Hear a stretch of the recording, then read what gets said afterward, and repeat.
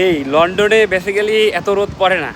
এই রেকর্ড করার মানে পুরো রেকর্ড করা একদম গরম পড়ছে আজকে। আজকে হলো প্রায় 35 ডিগ্রি সেলসিয়াস তাপমাত্রা চলতেছে লন্ডনে। এত গরম, গরমে পুরো অবস্থা খারাপ।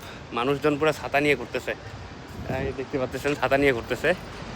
আর পুরো লন্ডন সরকার এখানে ইয়েলো সংকেত ঘোষণা করছে যে কেউ বের হওয়ার দরকার নেই কোনো প্রয়োজন ছাড়া।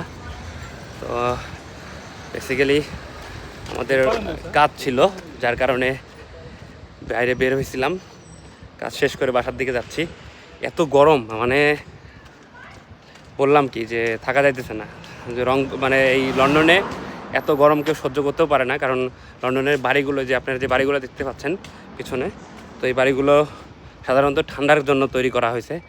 এখন দেখবেন যে প্রত্যেকটা বাসায় ফ্যান ট্যান দিয়া পুরো ভর্তি করে ফেলছে। আপনারা যদিও বলতে পারেন যে কেন এসি লাগায় না, বা এসির কোনো ব্যবস্থা আছে কি না, আছে কোনো কোনো জায়গায়, কিন্তু ভাই আসলে এই বাসাগুলো তৈরি করছে ঠান্ডার জন্য, গরমের জন্য না।